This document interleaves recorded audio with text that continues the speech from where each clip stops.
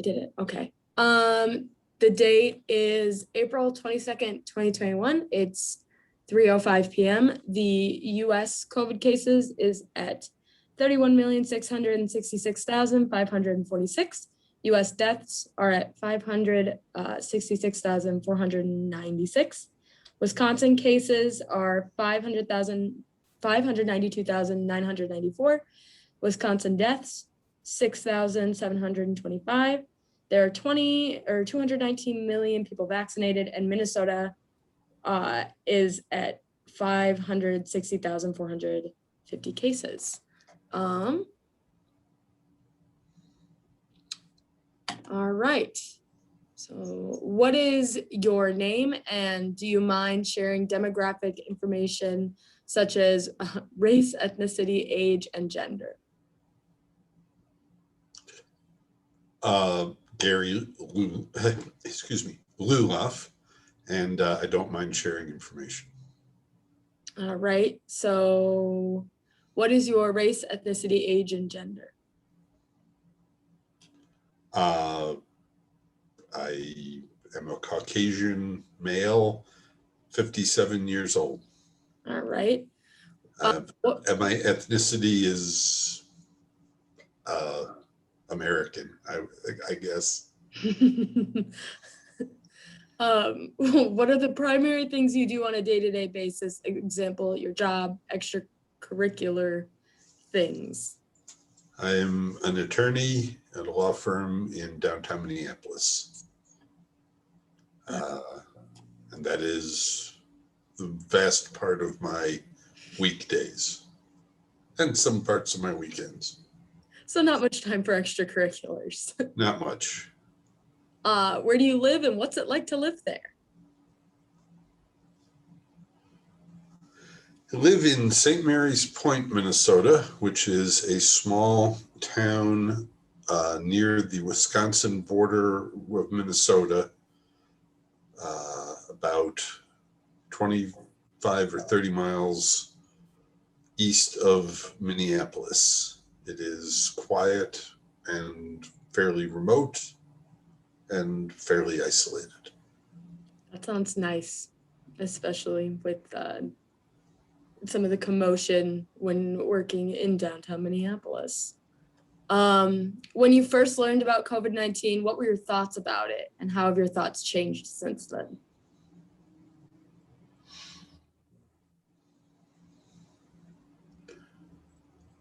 I think my first thought was that it was going to be a normal flu. And it was not. And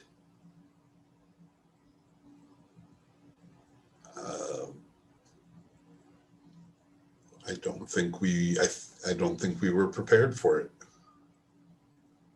because we thought it was going to be a normal flu, which doesn't affect that many people. When do you think you realized that it wasn't just a regular flu? I think when I heard people talking about quarantine. So that was probably late February, early March of 2020. And the idea that it was going to be virulent and contagious enough where that was a consideration kind of took it out of the background noise for me. We have flu every year of some variety. Yeah, and that's like a 1%, less than 1% mortality rate. And then this is obviously not. How have your thoughts changed about the pandemic since that time?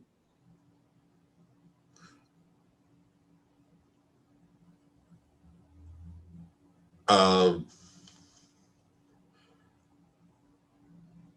think in terms of it in sort of pathogenic terms, I don't think it's changed. I think it is what it seemed to be early on. Our ability to react to it and our willingness to sacrifice uh, any comfort prolonged it more than I thought it would. I would never have believed we'd still be dealing with it 14 months later, 16 months later, 15 months later. So the comfort level, you mean comfort of being able to like leave your home, or comfort and or physical comfort with not wearing a mask? No, just not altering your a lack of willingness to alter your routine or day-to-day living, uh, the selfishness of people, the lack of realization that we have a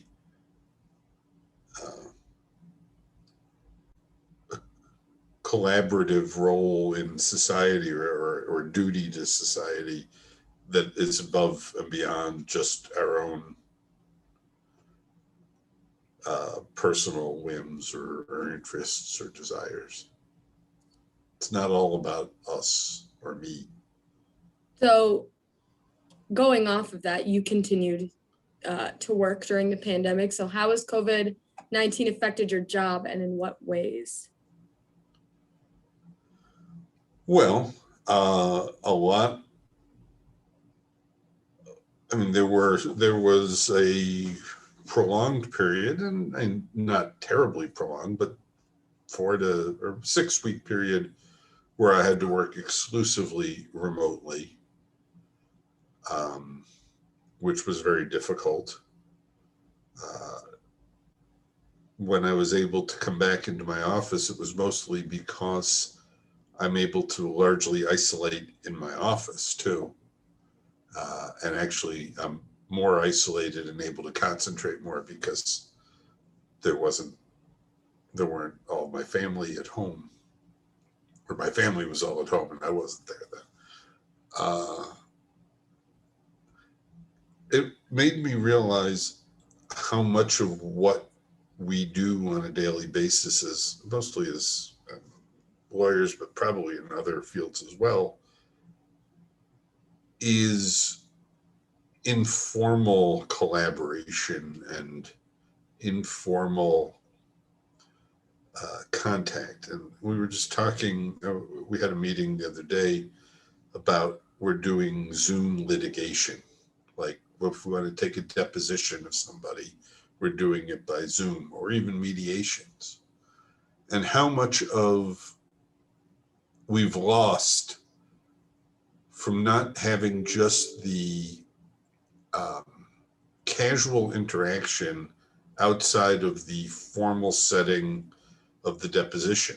So not being able to just chat with somebody and build a rapport, getting them coffee, or waiting for the court reporter to arrive, or waiting for somebody to come in and you just, how many kids you got, and to see the ball game last night or whatever. And that kind of rapport, we've lost a lot of that. It's become much more sterile and transactional in the way we interact.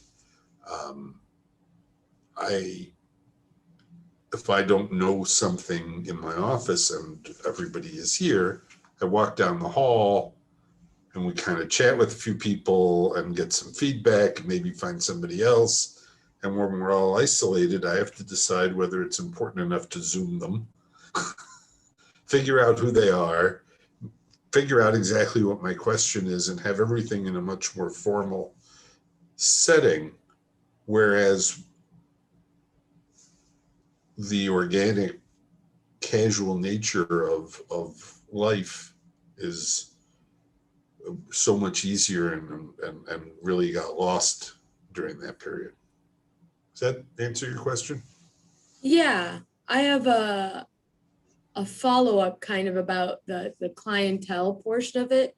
Can you tell a difference in like clients not willingness to participate, but like being comfortable participating in the process of like taking it? Like, are they more hesitant to share things or to, I know they're like under oath and they have. Well, if you're in a room with have to. somebody I think it plays out a lot in places like mediation. I mean, so much of, in litigation, so much is resolved short of trial. And usually mediation is one of the ways we do that. And you sit in a room with that person, usually for somewhere between 8 and 12 hours, and a mediator comes in and out of the room. And then when the mediator's not in the room, you're just there.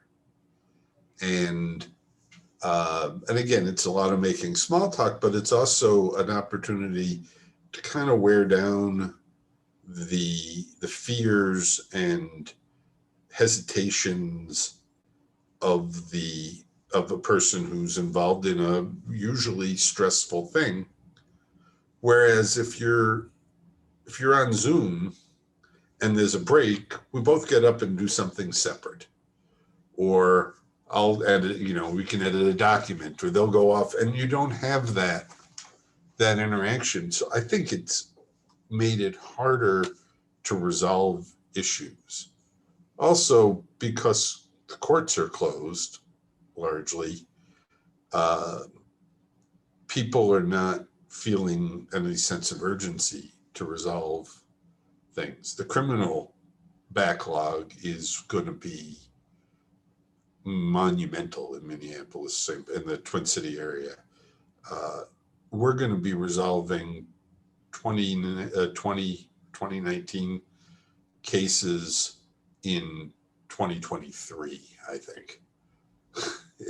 They're so far backlogged, and there's no incentive for people to resolve their minor issues, their misdemeanors, which might require, a little community service or something, that nobody wants to do it, so they can put it off, and the courts really there's no way to incent them not to put it off, because trial is not an option. When a trial date rolls around, people decide they don't really want to do that, and we can get a resolution. But now things just. And there's no virtual trial happening. That's not a thing. You can't. Not generally in the criminal context. I think there's concerns about constitutional issues on that. We're seeing some few civil trials. We're having hearings. The appellate courts are still operating. Probate courts are largely operating through virtual hearings, but the criminal context is ground largely to a halt, unless, and I don't know how they're handling, because I don't have those cases. But if you're in custody, so no bail, you can't make bail, you're in custody, and you demand a speedy trial, constitutionally, you have to have a trial within a fairly finite time, and I think it's 10 days. They found a way to do some of that, but I'm not quite sure how. And I know they put those off for a while, saying it's a reasonable time, and there is no reasonable time right now. So, some things are getting done, and we're coming back soon, but we lost a year of a lot of, we had limited in-person court for a little while last year, after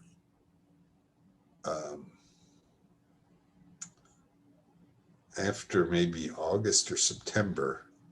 They put up plexiglass and had very few people come in, and we sat 10 feet apart, and that was weird.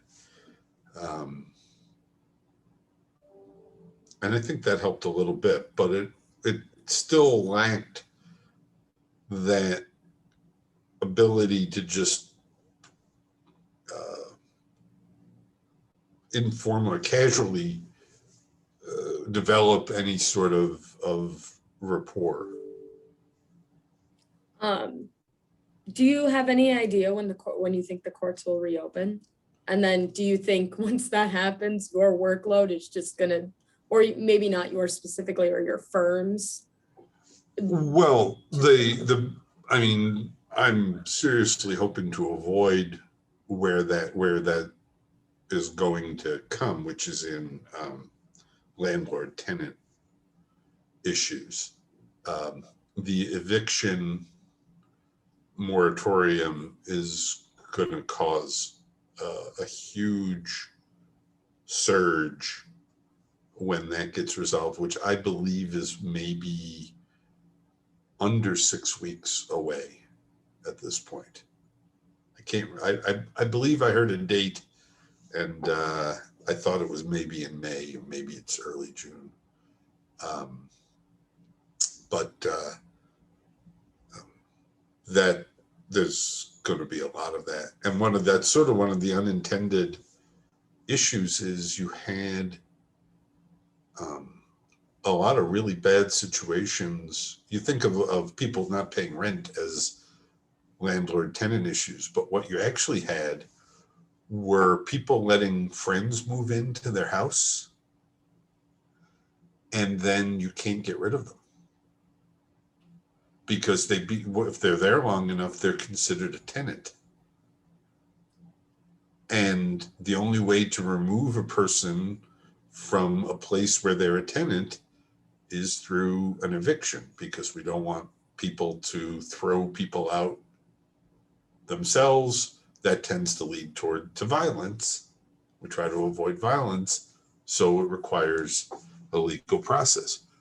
So you've had a lot of boyfriends and girlfriends who have broken up and won't leave because you can't make me.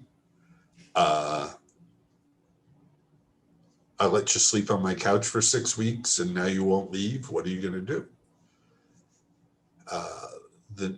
It's more than just the people who aren't paying rent. The eviction issue, hopefully those will resolve once everybody realizes they're going to have to actually stand up in court and go, yeah, I know I haven't paid rent in 9 months and you invited me out of the goodness of your heart, but I don't have to leave if I don't want to.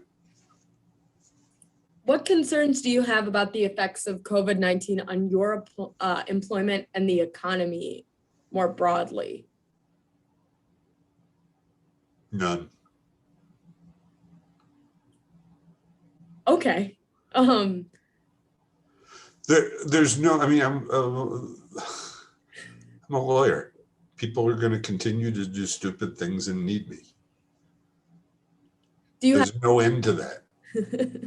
Would you say has there been an increase in people acting outside the law, or has it stayed the same? It's stayed the same. I don't think I've noticed any substantial change in the workload. Do you have other than I don't have to drive to court, so I have a little more free time to do other things because we're not driving to court, going through metal detectors, standing outside of court, waiting for the judge to show up, waiting for whatever 5 cases were scheduled at the same time as ours to resolve, saying our 20 seconds worth of things and then going home. That's a lot of time that we're now saving. The trade-off for that is, as I said, we don't get the interaction, but it's way more efficient to just stay sitting in my chair and have the court come to me. And, there are 87 counties in Minnesota. Some of them are far away. Has the pandemic affected the employment of any people you know? Are there any areas of law that are kind of like seeing a hit or a big jump or anything, or is it all pretty like stable? Uh, I don't know. I I'm sure there's been probably some business law has slowed, um, but I don't know any areas here where what we do, and we do pretty much a little bit of everything, uh, has fallen off. Um, I understand that the family law, the divorce is up, more busy. As I think that some of the elder law work that we do maybe has had a little bit less intensity because the older people don't want to use the technology and haven't been able to come down. And so they're putting it off maybe a little bit. But for the most part, I can't think of any areas. Okay. Um, how has COVID-19 affected you and your family's day-to-day activities?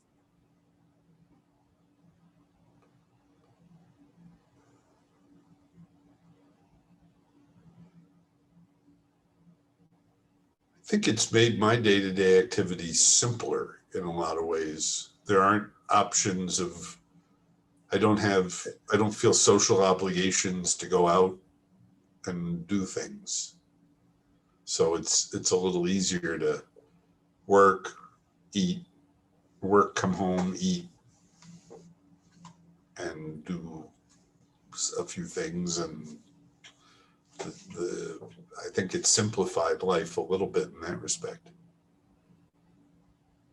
And it, as well with work, you don't feel the need to go. So Entertain clients, try to meet new clients, network. Yeah, no, it's great. how has your family's day-to-day activities been impacted? Well, I think the younger element uh, is this is harder on them because this is a time when you want to spend more time out socializing and meeting people and having experiences that maybe are harder to have now. Um, I think uh, your mother has enjoyed having more nesting and having family home more and quiet time without distraction with family. So that's been good. Um, I've missed traveling. I think we've all missed traveling.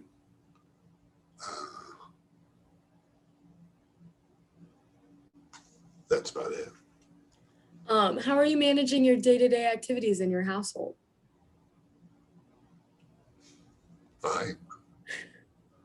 I suppose it's probably different from when we were there. You had 3 semi-adult children all living at home, as well as you and my mother. I'm sure if that question it would have been a little differently when you were trying to work from home, and it appears that you are no longer working from home. Yeah, that was hard. Yeah, that hard to focus. Maybe? Yep. Yeah. And it was a lot of interaction. I think we all took opportunities to go for drives uh, much more than just for the sake of being out and being alone. Yeah, I mean, I think Henry ended up in Iowa at one point. I ended up I ended up in Red Wing across the river, and I had to GPS my way back because I didn't know where I was. And then there was one point where we were exchanging random driving routes. I remember that. What have been the biggest challenges you've faced during the outbreak?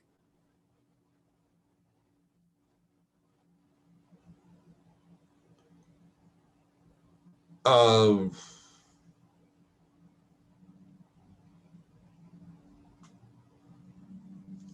I don't know.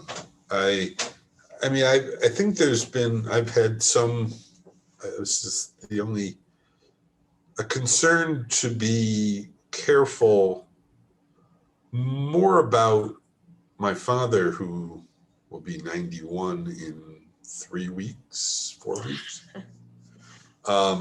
That I didn't want to, wanted to be very conscientious not to bring the virus to him, because I thought killing grandpa would be a buzzkill for the family. How has, as grandpa is very much 91, is very much elderly, how has his routine changed and your routine with him changed? His routine did not change all that much, only because he didn't go out very much. But I think he went out. I mean, the little bit that he did, he went less. I think I made it more of a point to go and just, watch TV with him for a little bit, an extra day a week. But not, I don't think it, I think he was, other than the anxiety of feeling like getting it was a death sentence, I don't think it had much of an impact. What have you, your family, and friends done for recreation during the pandemic? You can include details about shows, books, games, other things that you found to keep yourself entertained. The best thing that came out of the quarantined or quarantine-esque lifestyle was that I set up a weekly card game with my college roommates. At my senior year in college, I lived with 3 guys, and we had a suite with like 2 bedrooms and a common room. And we would get done with school and we would play bridge until dinner, just sit and hang out, play cards. And they moved. One is in Massachusetts, one's in California, and one's not too far from me. And we never, we kept in touch, and we tried to see each other every few years if we can, but through the Zoom and online bridge program, we can play cards and have a Zoom call going on another screen, and just hang out for 3 or 4 hours on a Tuesday night, and it's been great. Is that the most time you guys have spent together since college? Like Oh consistent? God, yes. We would see each other. We usually, we'd go to someplace like Las Vegas or someplace because wherever anybody was, you can always get there. And we'd hang out, every 18 months or 2 years for a long weekend. But yeah, it's been great. It's just comfortable and relaxed, and it's a real nice time out of the world for me. I've really enjoyed it.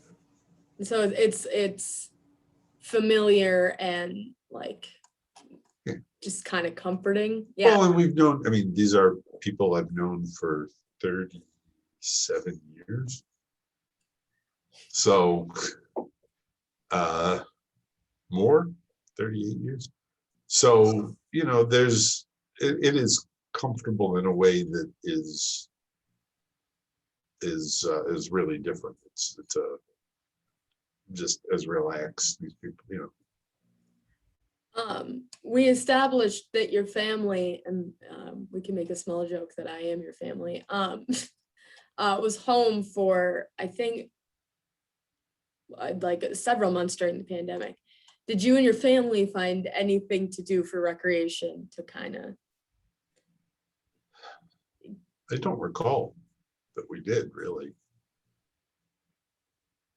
That's fair. Maybe it was finding time to not spend time with each other. I think that was as much as anything was trying to maintain some distance so as not to drive each other crazy, and maybe watch a little West Wing or something. How are people around you responding to the pandemic? Are they cooperating with guidelines? Are they? Yeah, I think most people I know are taking it have taken it fairly seriously. And I know that there are different types of, what I have learned as a college student, there's different types of serious, but you would say most people in your community are like social distancing, that kind of thing. Yeah.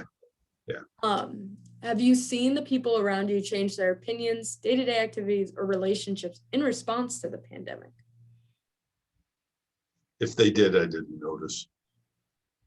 Okay. It was, yeah. Social distancing, you weren't really seeing people or paying attention to maybe what they were doing so much. Self-isolation and flattening the curve have been two key terms that have emerged during the pandemic. How have you, family, friends, and community respond to requests to self-isolate and flatten the curve?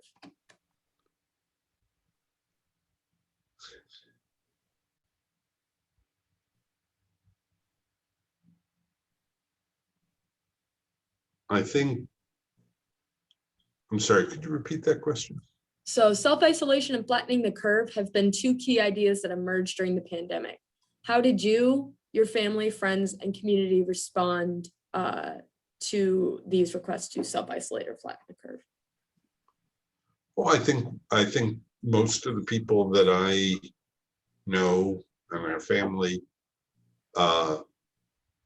accepted the logic of it and responded.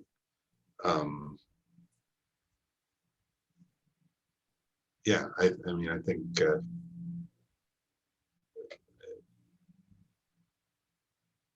there was, it established a risk reward sort of equation that said, why am I risking, what am I going to get out of not self-isolating and not trying to flatten the curve that's worth the potential of, getting this disease or keeping it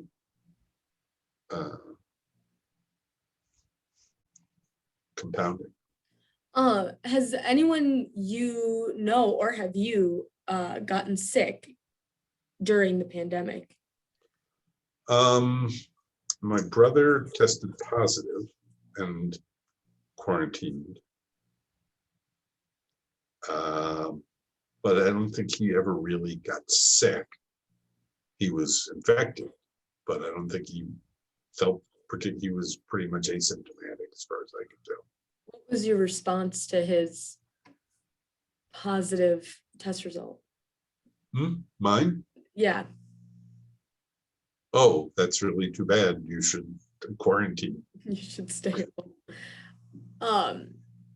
That seems, as you said that you accepted the logic early on. That seems like a fairly logical response. Yeah, can I bring you? I'll bring you food and leave it on your doorstep and wait till I get in the car before you come out and get it. Moving on to a more hopeful topic on the vaccine.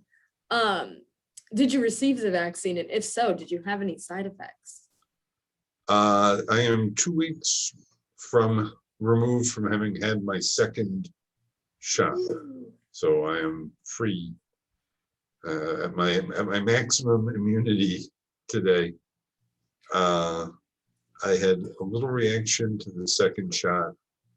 Kind of felt wrung out, dehydrated, headachy, sleepy for about 12 hours, maybe a little longer. What was your experience getting access, understanding when it was available, making an appointment, like for the vaccine? Uh,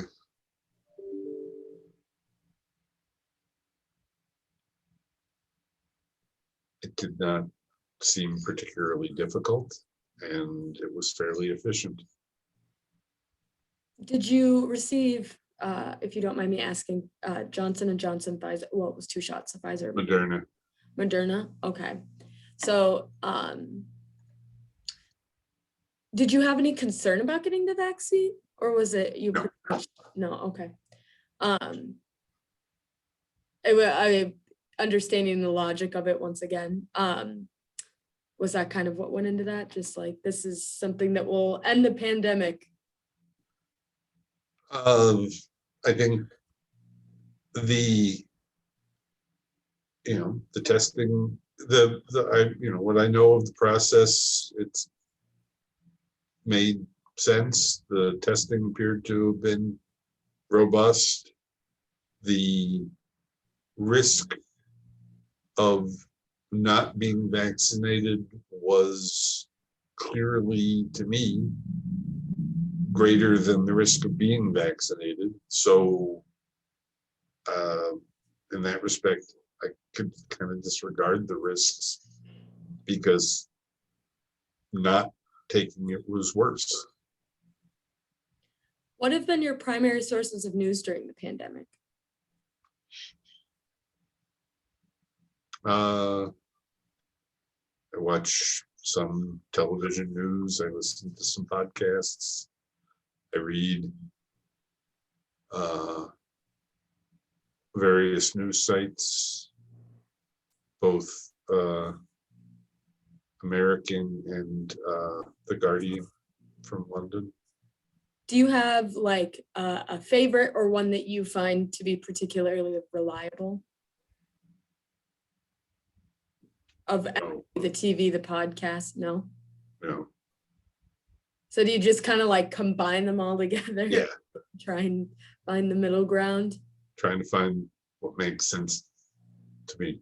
That sounds like a lot of extra reasoning rather than, media sources, just having a reliable news source. But I understand that news sources aren't always particularly reliable. Have your news sources changed throughout the course, or were they different before the pandemic? Nope. I think my process is pretty much the same. I mean, I think before the pandemic, I was making more of an effort to try to figure out how people who think differently than I do are accessing information, because we've been in such an information divide in our country for the last, well, it's, I think, got particularly worse in the last 5 years. And so I've tried to make a point to read some conservative media online where I can, to see if I'm, to challenge my assumptions. And okay, so and now when you read the news, are you not no longer, or has the purpose for reading the news become different rather than challenging your own views and trying to find the middle ground? No. Okay. And you were a person that read a lot of news and like made that a point of their day before the pandemic. Yeah. How have municipal leaders and government officials in your community responded to the outbreak?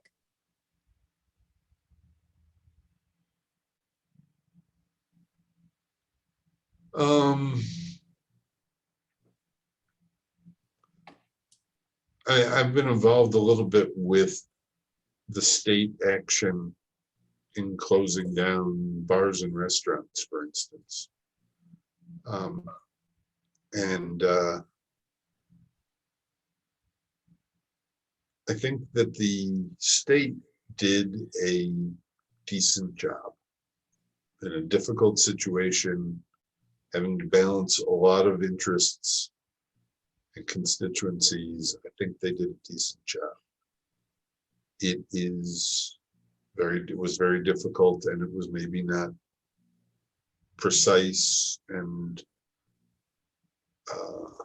tailored based on the fact that, there's a lot of people in this state, and you can't have too many different rules. I think they did a decent enough job. We live in a town of 400 people. Our local municipal leaders didn't have the opportunity to do anything. I think we may have even been in a more dangerous area because everyone was out walking their dogs. So I think we saw our neighbors more during the fits of the pandemic, which is somewhat comical. Do you have thoughts on how, I get local, our local leaders are mainly changing the recycling bin brand, but state, or specifically you touched on state leaders, but how federal leaders are responding to the crisis? Do you have like opinions? Well, our initial reaction was insane. Anti-intellectual, wish based, and was detrimental to the public health. Other than that, it was fine. Okay. I mean, other than the part where we were told that it was completely contained in February, would go away by itself, and you didn't really need to do the things that we actually needed to do, other than that. Do you think that the federal government has gotten better over time, or do you think we're still kind of in that space? Well, the federal government has managed to find a way to distribute more than 200 million vaccines in 3 months. I think that is better than saying it'll just go away on its own, and you should make up your own mind whether you want to, worry about it. So, do you think that anti-intellectual sentiment is still around? Absolutely. It's part of our country. Has your experience transformed how you think about your family, friends, and community? No. The follow-up is, in what ways have you answered the question with a no? Why don't you think it's changed?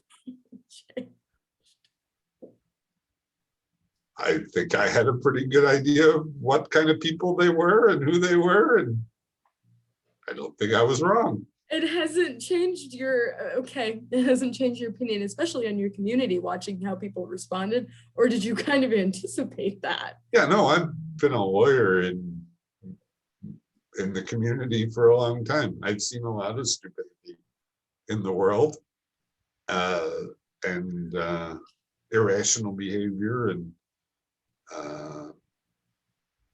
I didn't see any more or less of it through this. All right. Knowing what you know now, what do you think that individuals, communities, or governments need to keep in mind for the future? I don't think it matters, because I think we'll make the same mistakes, because the mistakes we made were based on people's inability to understand risk or worry about the consequences that their behavior has on other people. I don't think we're going to reform human nature between now and whenever the next pandemic occurs. Sorry, I'm sure the follow-up question to that did not anticipate my response. I kind of figured when some of these were asking about your personal perceptions of people, I kind of figured that it wasn't going, I kind of knew how you were going to respond to most of these things. Do you have any, what are you most excited to do when the new normal of like, you can travel, you don't have to worry about seeing other people, and masks are maybe not a thing. What's like your big thing? Oh, I'm really excited to travel. I think the one of the things that has happened because of and maybe this is a better answer for a previous question.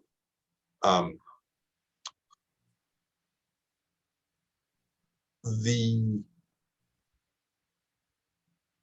responsibility of making sure of staying safe has made most things a process that's a little bit like work.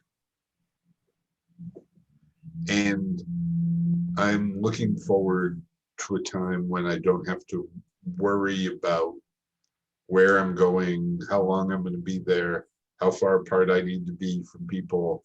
Am I getting the right mask? Am I staying clean? Am I going to bring something to somebody? Um,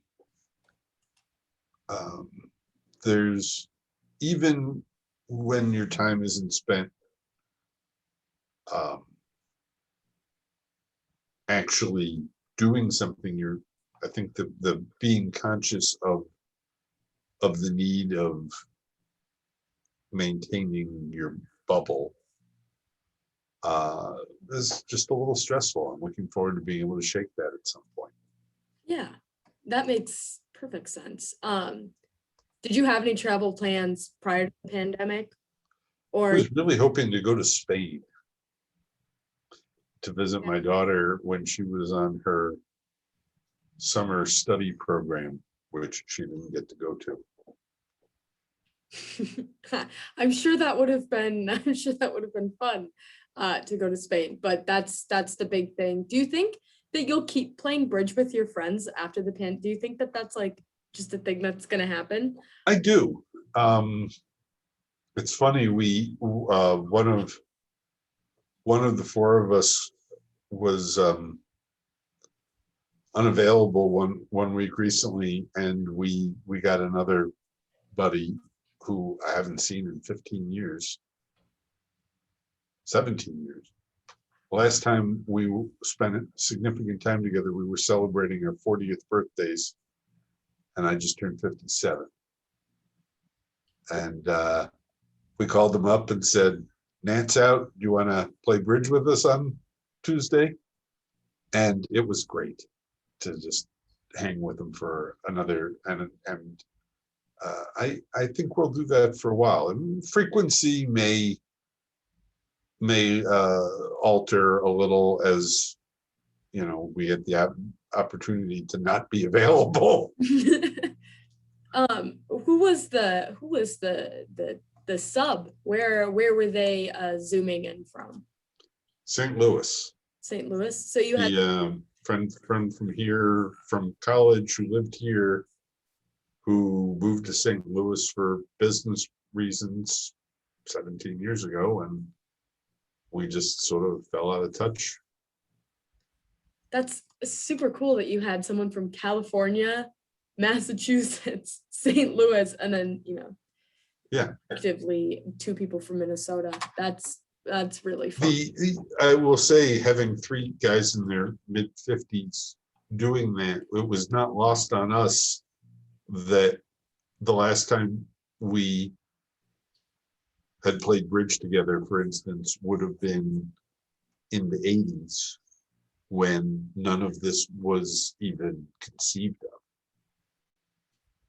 Like, you didn't know that, let alone a pandemic, but that it would be video calling to play bridge together. Any other remarks about the pandemic, your thoughts on it, any experiences, especially as an attorney, anything just for an archive? No, I think you covered it. Well, thank you for your time. I'm going to stop recording this. This is